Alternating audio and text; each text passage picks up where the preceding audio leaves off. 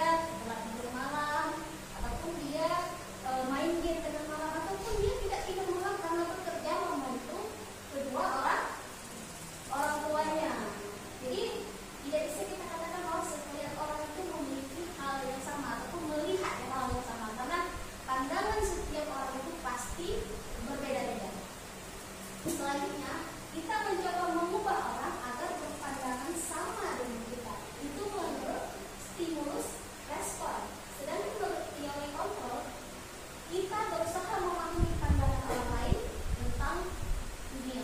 Jadi kita tidak bisa mengubah orang lain supaya berpandangan sama dengan kita. Misalnya kita berpandangan bahwa orang tersebut jelek, kita mengajak orang lain bahwa untuk berpikiran jelek juga untuk orang yang tadi. Tidak bisa, karena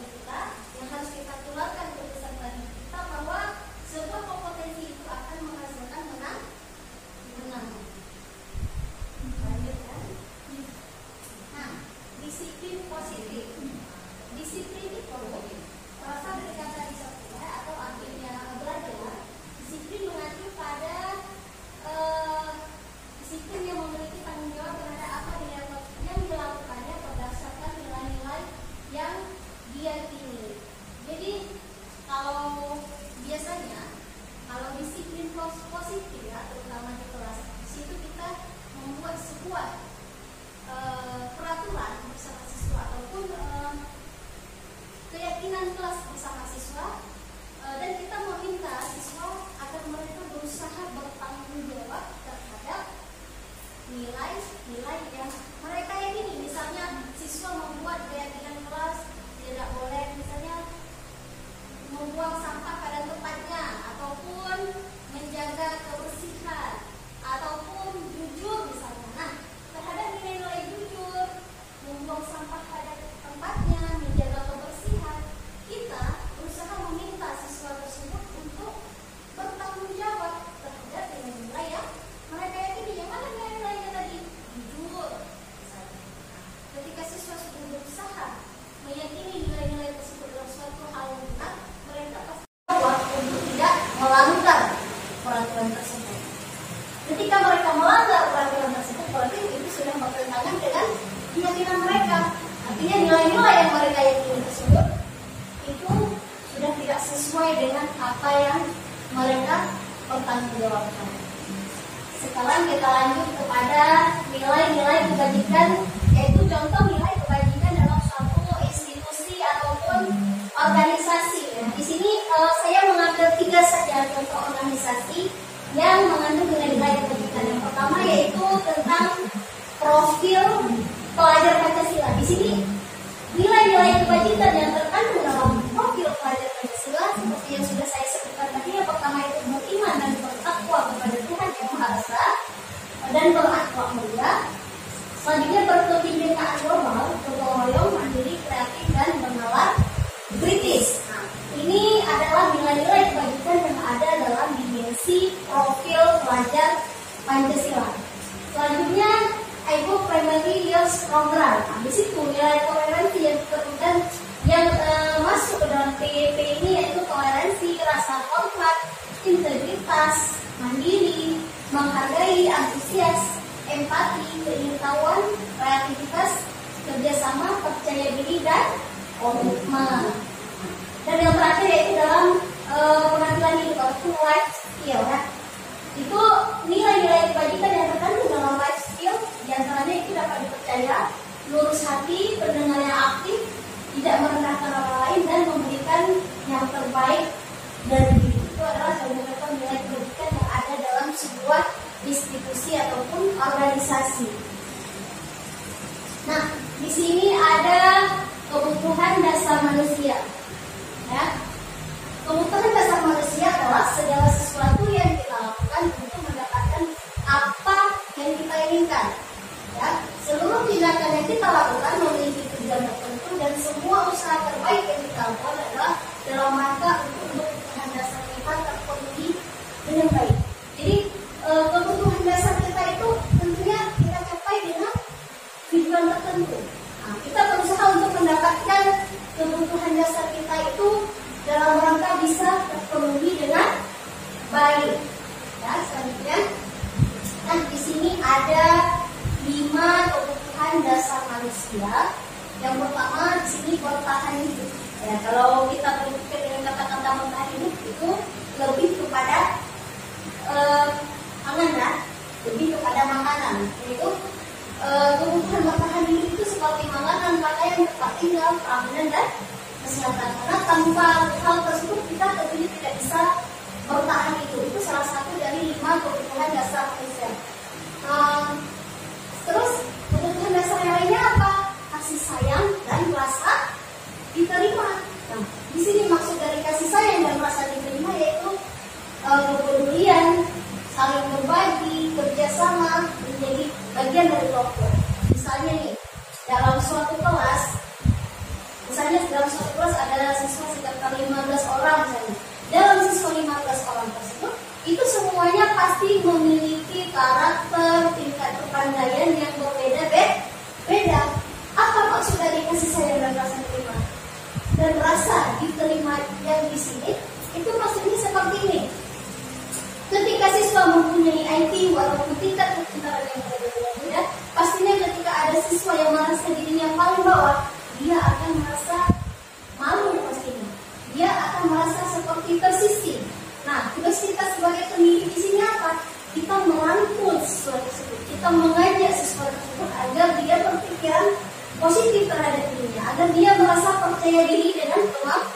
kemampuannya.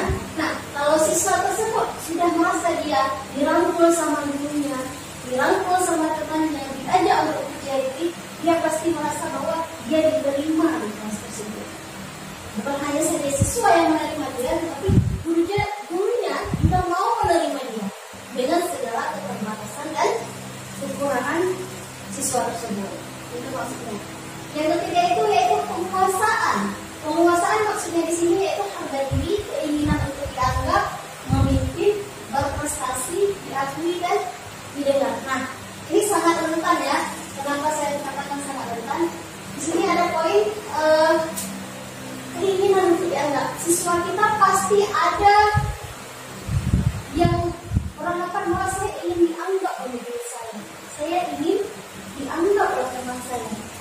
Dengan segala jenis karakter siswa kita, apalagi di sini kita SMK yang berada di lereng pegunungan, pasti karakter siswa kita itu sudah dipastikan banyak yang ada karakter yang keras, ada karakter yang tidak bisa diatur. Nah, di situ dengan karakter yang bermacam-macam tersebut, siswa ingin mereka dianggap oleh gurunya. Siswa tidak ingin diatur oleh gurunya, tapi mereka ingin dianggap. Nah, tugas kita sebagai pendidik di sini, kita harus bisa memiliki kebutuhan dan manusia pada kategori penguasaan ini untuk bisa merangkul siswa kita, membuat bahwa siswa itu merasa dianggap oleh gurunya. Itu adalah tugas dan menjadi PR untuk kita sebagai pendidik. Selanjutnya yaitu kebebasan. Kebebasan di sini maksudnya yaitu mandiri, memiliki pilihan, mencoba hal baru, mampu mengendalikan arah dirinya. Nah, setiap siswa pastinya ya, siswa tentunya tidak suka diatur. Misalnya, nak tolong ambil ini, nak tolong pesan. Mereka tidak suka. Mereka suka dengan kemauan mereka sendiri. Mereka ingin bebas. Misalnya, tolong kamu arahnya ke sana. Mereka tidak suka, tapi mereka ingin pergi ke arah mana saja yang mereka sukai.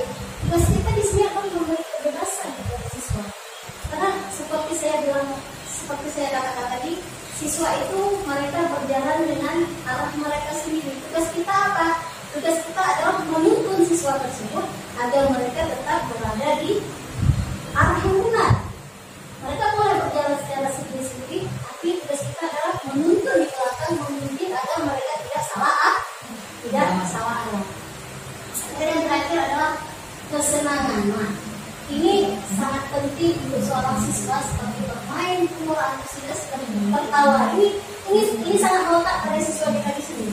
Kita bisa melihat bagaimana siswa kita bermain, bagaimana siswa kita tertawa bersama teman-temannya, bagaimana antusias dari siswa kita ketika kita mengadakan suatu kegiatan di sana seperti Maulid Nabi, perlombaan 17 Agustus. Kita bisa sangat melihat antusias dari siswa bahwa mereka itu senang dengan kegiatan yang kita lakukan. Kita lanjut.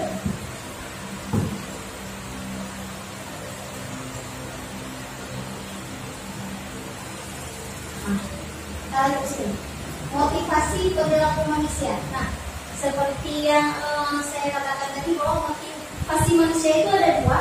Ada motivasi yang berasal dari dalam diri ataupun intrinsik, dan ada motivasi yang berasal dari luar, eksternal. Nah, di sini motivasi intrinsik itu seperti menghindari ketidaknyamanan lingkungan. Artinya ketika dia mau berubah ke arah yang lebih baik, itu motivasinya bukan karena dia sadar bahwa itu suatu kesalahan, tapi itu lebih kepada menghindari ketidaknyamanan ataupun menghindari hukuman. Seperti yang tadi saya katakan bahwa ketika siswa mau hadir ke sekolah waktu itu belum tentu mereka mau berubah ke arah yang lebih baik, tapi mereka lebih kepada takut disuruh membersihkan kelas, disuruh membersihkan WC. Artinya mereka takut dihukum, ya seperti itu. Yang kedua itu motivasi ekstrinsik, itu seperti untuk mendapatkan imbalan ataupun penghargaan dari orang lain. Kan ada siswa kita terkadang misalnya dia cepat hari ini datang ke sekolah, dipuji sama guru, oh hebat ya hari ini cepat datang. Jadi lebih kepada ingin dipuji oleh gurunya, ingin dikasih penghargaan oleh gurunya, ataupun ingin dikasih imbalan. Sedangkan motivasi intrinsik itu untuk mendapatkan yang mereka inginkan dan menghargai diri sendiri dengan nilai-nilai yang mereka punya. Artinya motivasi yang ada pada mereka itu betul-betul motivasi yang ada dalam diri, motivasi intrinsik. Apa yang mereka lakukan itu sesuai dengan perintah hati. Artinya mereka jujur ikhlas dengan apa yang diperintahkan oleh hati mereka sendiri. Artinya mereka berubah, mereka jahat itu sesuai dengan apa yang diperintahkan oleh hati dan nurani mereka sendiri. Selanjutnya di sini ada hukuman, konsekuensi dan restitusi. Untuk hukuman itu tidak terencana ataupun tiba-tiba, murid tidak tahu apa yang akan terjadi ataupun tidak diubahkan, bersifat satu arah dan berupa hukuman psikis ataupun fisik. Bagaimana dikatakan dengan hukuman fisik ataupun hukuman psikis? Kalau hukuman fisik tentunya kita dengan contohnya kita memukul siswa misalnya ataupun mencubit siswa, itu masuk ke dalam hukuman fisik. Artinya ada rasa sakit membekas di badan siswa. Tapi kalau hukuman yang bersifat psikis itu lebih kepada kata-kata ya, lebih pada verbal ya. Artinya seperti kita menghardik siswa, seperti kita memaki siswa dengan kata-kata yang tidak pantas kita ucapkan, itu namanya hukuman psikis. Selanjutnya untuk konsekuensi, terencana, disepakati sesuai peraturan. Murid tetap dibuat tidak nyaman, sikap guru selalu memonitor murid. Nah, di sini untuk konsekuensi ketika siswa sudah melakukan sebuah kesalahan, artinya kita guru pasti selalu memonitor murid. Guru mengontrol murid dari belakang, dan itu sangat membuat murid tidak nyaman. Kenapa? Mereka merasa ada yang mengawasi mereka di belakang. Kenapa? Karena mereka terus-terusan melakukan kesalahan, dan itu sangat membuat siswa tidak nyaman. Oke, yang terakhir yaitu restitusi. Restitusi di sini yaitu proses menciptakan kondisi bagi murid untuk memperbaiki kesalahan dan proses kolaboratif yang mengajarkan murid untuk mencari solusi sendiri. Jadi pada tahap restitusi ini kita mendekati siswa, artinya kita mengajak siswa tersebut masuk ke dalam kelas, hanya ada kita dan siswa. Di situ kita bertanya kepada siswa apa kesalahan yang sudah dia buat. Artinya kita menanyakan, menstabilkan integritas dulu, bahwa kita mendengar dari salah satu orang bahwa dia sudah membuat kesalahan. Kita menanyakan apakah benar nggak siswa tersebut melakukan suatu kesalahan. Nah, ketika kita sudah bertanya seperti itu, tentunya siswa akan menjawab, iya Bu, saya telah datang ke sekolah Bu, ataupun saya berantem sama teman Bu, ataupun saya mendobrak meja ke teman. Itu salah satu pilihan jawaban dari siswa. Ketika siswa sudah mengatakan seperti itu, kita bisa menandakan bahwa kita mengatakan kepada siswa tersebut bahwa yang dia lakukan itu sudah benar.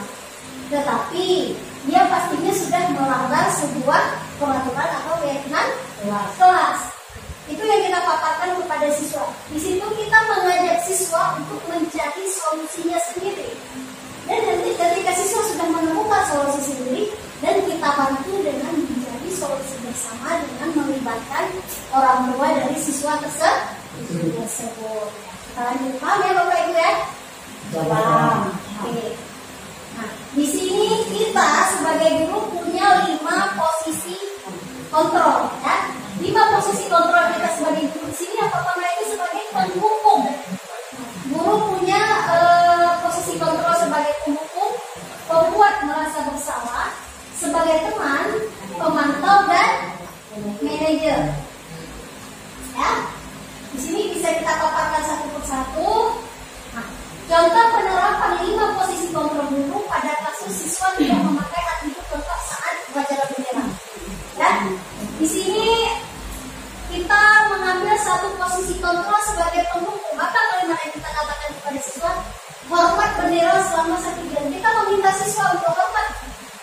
selama 1 jam. Berarti posisi kontrol yang kita gunakan pada kasus tersebut kita sebagai penghukum.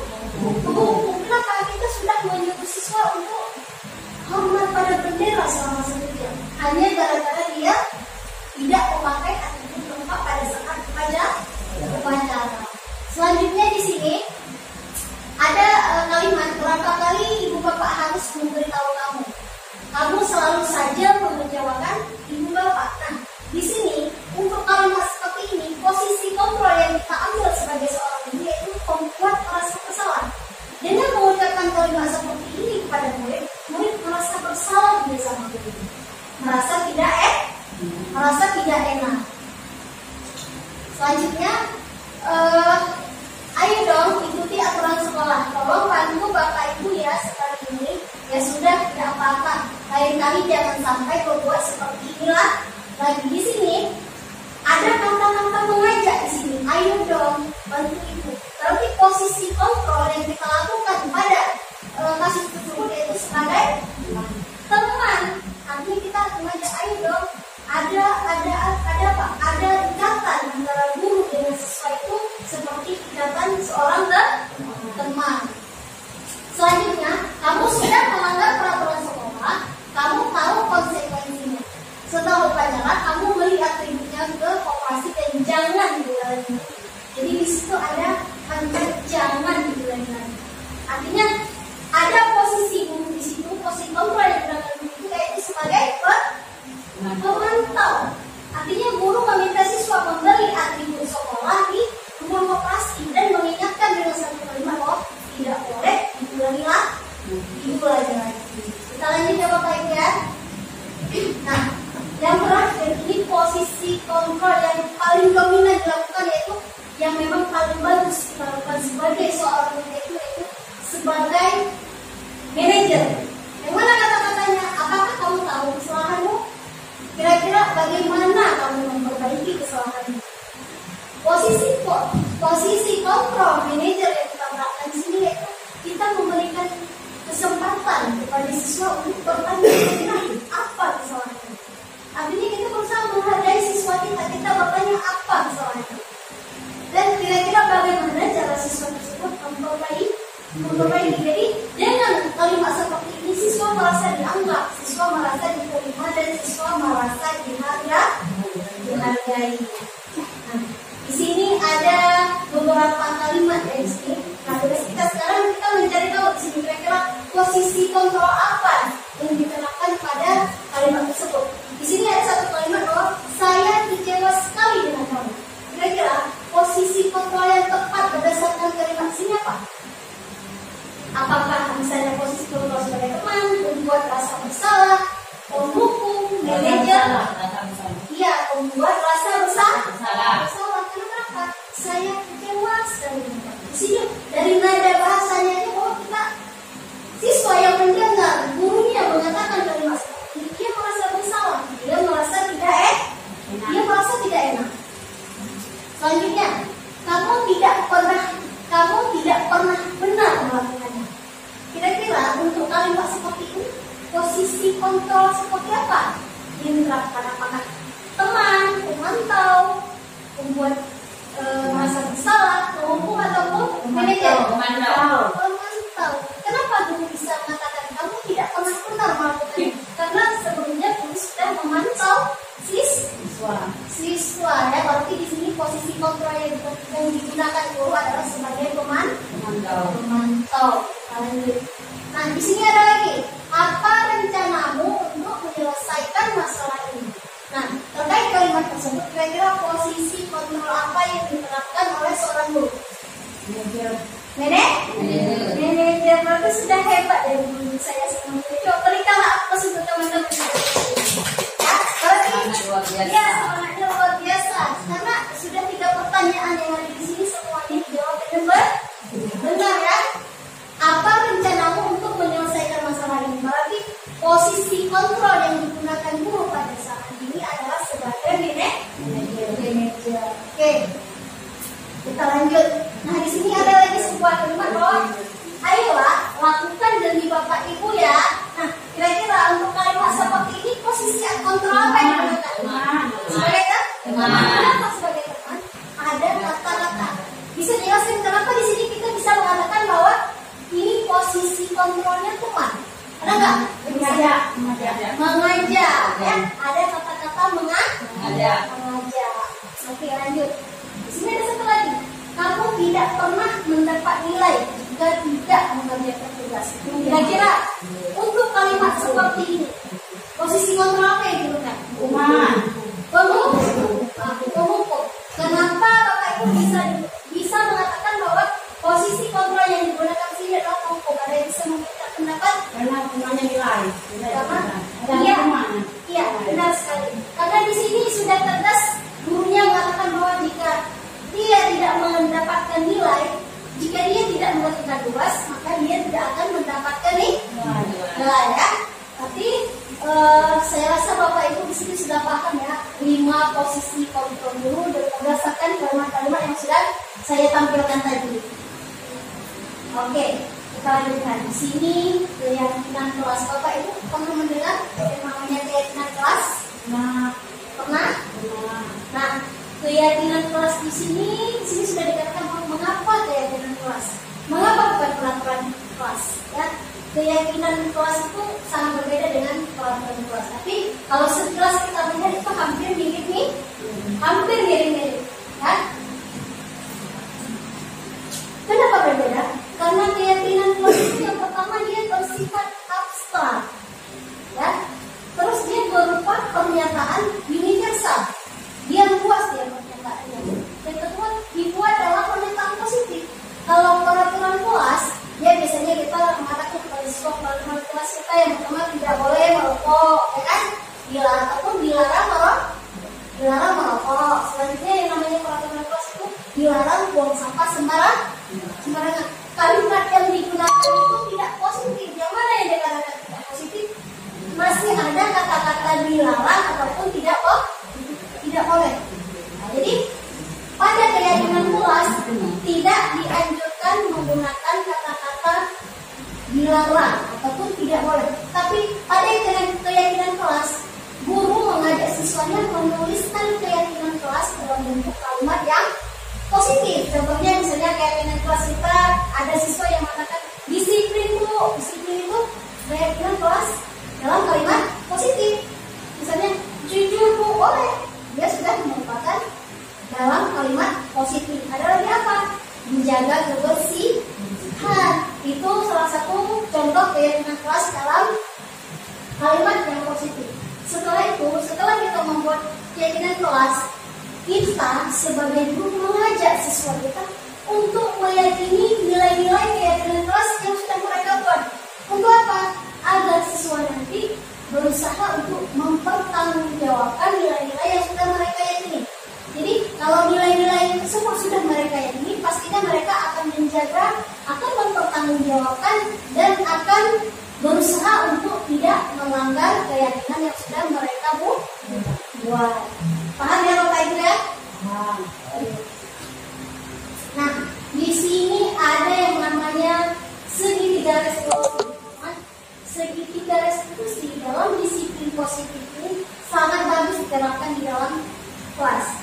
Ya, segitiga restitusi yaitu suatu proses dialog yang dijalankan oleh guru agar dapat menghasilkan murid yang mandiri dan bertanggung jawab.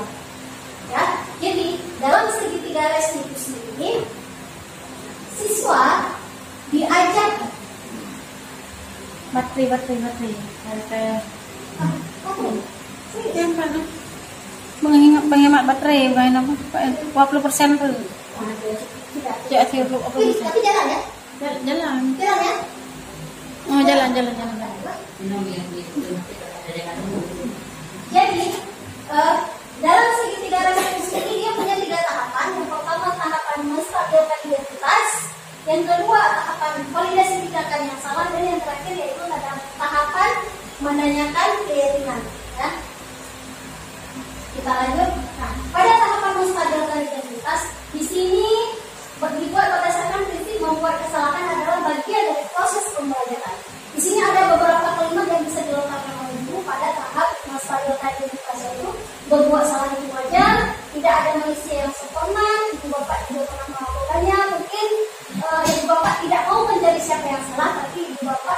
mencari solusi dari permasalahan ini. Itu salah satu dari tahapan segitiga restitusi, yaitu menstabilkan identitas. Selanjutnya, tahapan selanjutnya yang kedua yaitu validasi tindakan yang salah. Ya. Di validasi tindakan yang salah, di sini berdasarkan prinsip setiap perilaku berupaya memenuhi suatu kebutuhan tertentu. Ya. Di sini guru bisa menyampaikan beberapa pertanyaan, yaitu kamu pasti punya alasan mengapa melakukan hal itu. Itu yang pertama. Yang kedua, padahal kamu bisa melakukan hal itu daripada ini ya, kamu patut bangga karena telah melindungi sesuatu yang penting buatmu. Dan yang terakhir yaitu kamu melakukannya karena mempertahankan sesuatu yang penting bagimu.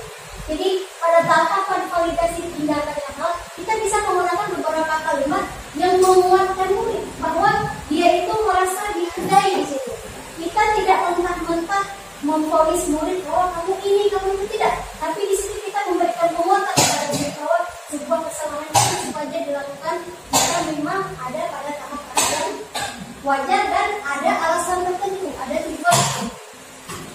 Dan tahap terakhir daripada segitiga restitusi yaitu menanyakan keyakinan. Di tahap menanyakan keyakinan yaitu berdasarkan prinsip teori kontrol bahwa pada dasarnya kita termotivasi secara ekstrinsik. Ya, jadi seperti yang saya katakan tadi bahwa yang namanya motivasi yang berasal dari dalam itu adalah motivasi seseorang untuk berubah menjadi lebih baik.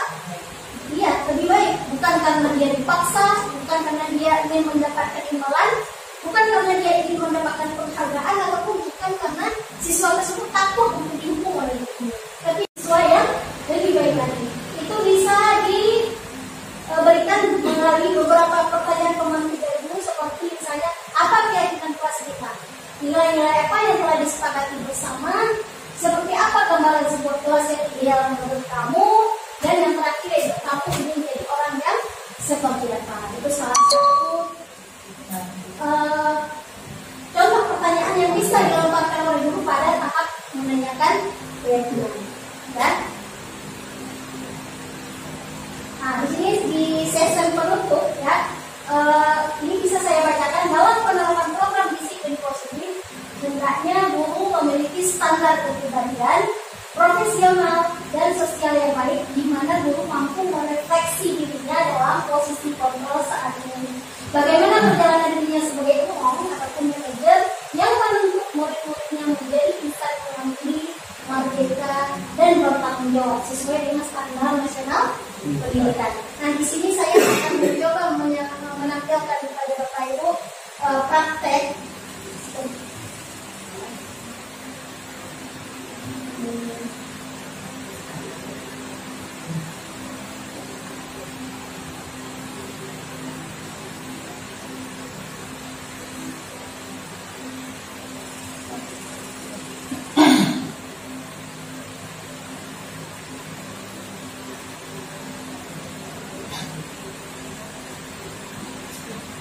Nah, di sini saya sudah membuat praktik segitiga restitusi bersama salah satu siswa kelas 10 ATP, namanya Putri. Jadi Putri ini dia sering bertengkar sama temennya.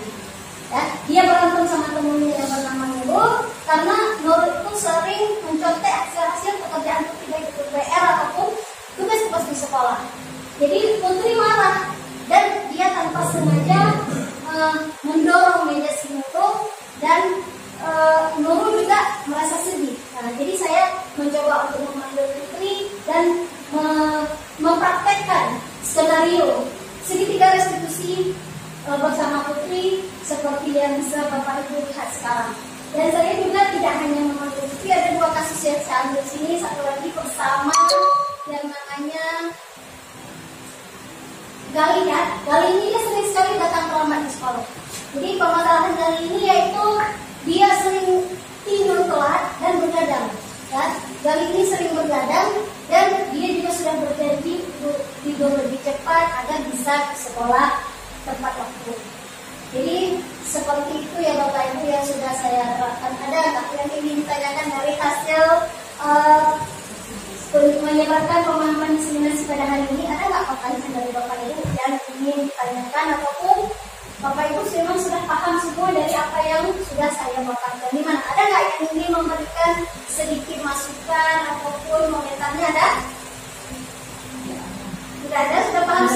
Alhamdulillah. Jadi saya ucapkan terima kasih kepada Bapak Ibu yang sudah menyempatkan waktunya untuk mengisi acara ini, untuk hadir pada acara ini. Mudah-mudahan apa yang saya sampaikan ini bisa bermanfaat buat Bapak Ibu semuanya. Yang baik datangnya dari Allah, dan yang salah datangnya dari saya. Begitulah saya mohon maaf. Wabillahi taufiq wal hidayah. Assalamualaikum warahmatullahi wabarakatuh. Waalaikumsalam.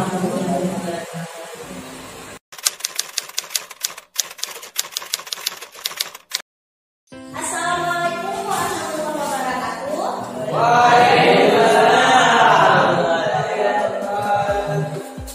Apa kabar hari ini semuanya? Sehat? Alhamdulillah. Semoga kita selalu sehat dan selalu dalam lindungan Allah. Nah, pada kesempatan kali ini Ibu akan mengajak anak-anak ibu semuanya untuk kita membuat keyakinan kelas. Ada yang pernah dengar keyakinan kelas itu apa? Enggak pernah. Nah, keyakinan kelas itu hampir mirip-mirip dengan kesepakatan kelas ataupun peraturan kelas. Pernah nggak dengar peraturan kelas itu apa? Ada yang pernah dengar peraturan kelas? Pernah. Contoh peraturan kelas itu apa ya? Nah, yang tahu. Ayo Sultan. Yang mana yang dikatakan dengan peraturan kelas? Saya coba kasih contoh satu-satu. Tiket. Apa lagi? Boleh. Ada lagi? Contoh peraturan kelas, misalnya kita harus apa di kelas ataupun harus apa di sekolah. Ayo. Belajar. Oke. Iya, mengerjakan PR.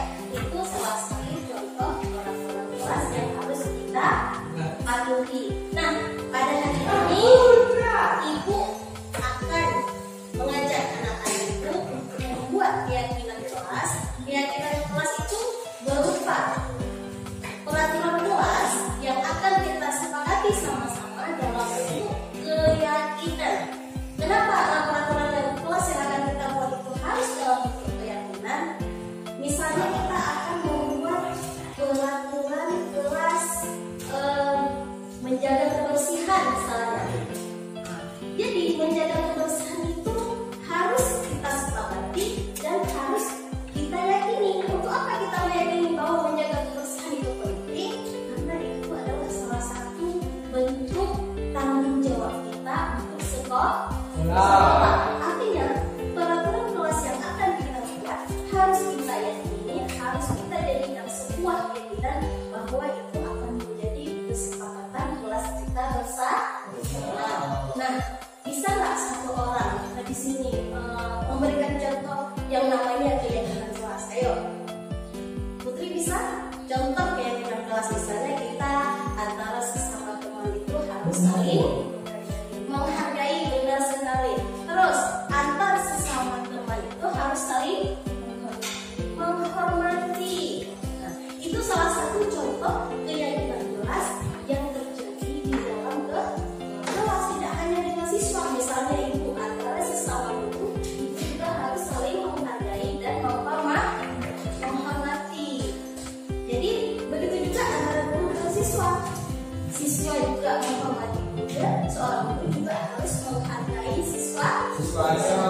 Nah, tadi saling menghormati dengan saling menghargai. Ada nggak contoh lain misalnya di dalam kelas, dalam proses belajar misalnya, ataupun pada saat ulangan, pada saat ujian misalnya, kita tidak boleh menyontek, karena contek itu bahasanya itu kita bilang tidak boleh curang, ya. Cuman dalam membuat keyakinan kelas kita tidak boleh menggunakan kalimat-kalimat negatif. Mana kalimat negatif? Misalnya tidak boleh mencontek. Itu tidak bisa kita jadikan sebagai kalimat keyakinan kelas. Tapi keyakinan kelas yang harus kita buat hari ini adalah dia dalam bentuk kalimat positif. Contohnya misalnya tadi tidak boleh mencontek. Tidak boleh kita tulis di situ dilarang mencontek, tapi kita tulis di situ harus jujur. Nah, itu kalimat positif. Misalnya lagi yang namanya kalimat negatif, kita tidak boleh membuang sampah sembarangan ataupun dilarang membuang sembarangan. Nah, kalau kalimat seperti itu memang kalimatnya bagus dilarang, tapi kalimatnya itu kalimat negatif, tidak boleh kita gunakan kata-kata dilarang. Bagaimana juga? Nah, kita menulis kalimat seperti ini, misalnya harus menjaga kebersihan kelas. Jadi kalimat itu tidak menggunakan kata-kata dilarang. Ya, paham? Ada yang ingin bertanya? Paham ya? Oke, nah sekarang Ibu akan bagikan ke kelas. Di sini tugas kalian ada.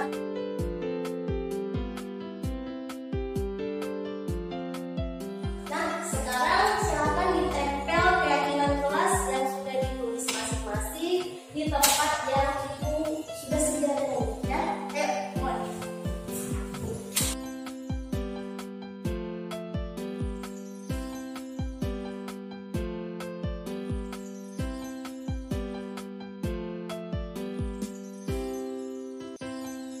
Baik ya, semuanya sudah menempel keyakinan kelas masing-masing.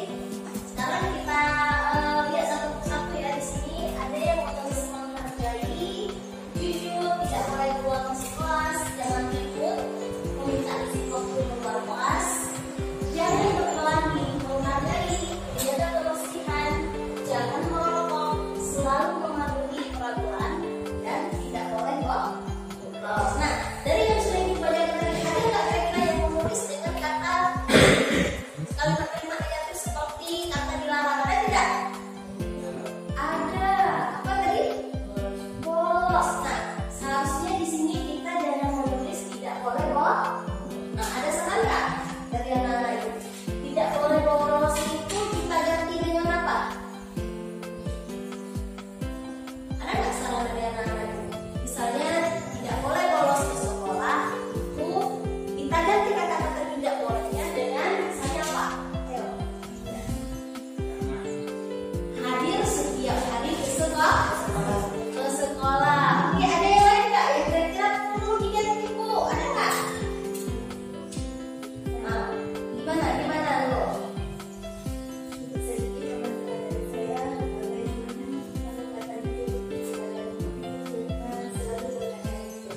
Oke, di situ ada ditulis dengan jujur keyakinan kelas. Harapannya keyakinan kelas ini akan kita sepakati bersama-sama dan akan menjadi sebuah keyakinan yang nantinya bisa kita bertanggung jawab. Nah, ya, setuju semua ya? Jadi apa yang sudah ditulis di sini harus bisa dipertanggungjawabkan. Jadi sebagai tanda bahwa kalian sudah sepakat tentang keyakinan kelas yang sudah kita buat, di sini Ibu mau meminta tanda tangan kalian ya. Jadi nanti ada penandatanganan keyakinan kelas yang sudah kita sepakati bersama, oke?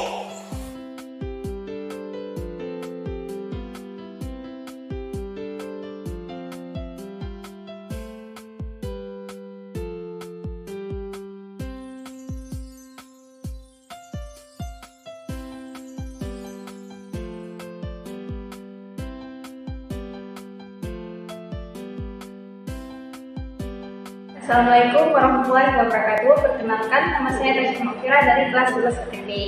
Assalamualaikum warahmatullahi wabarakatuh. Perkenalkan, nama saya Alfa Safira dari kelas 11 ATP. Assalamualaikum warahmatullahi wabarakatuh. Perkenalkan, nama saya Mahathir dari kelas 11 ATP. Assalamualaikum warahmatullahi wabarakatuh. Perkenalkan, nama saya Galih Mirfa dari kelas 11 ATP.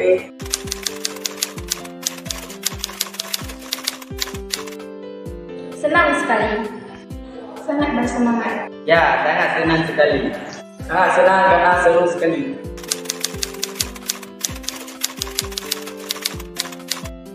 Sangat penting. Sangat penting. Ya, sangat penting. Sangat penting.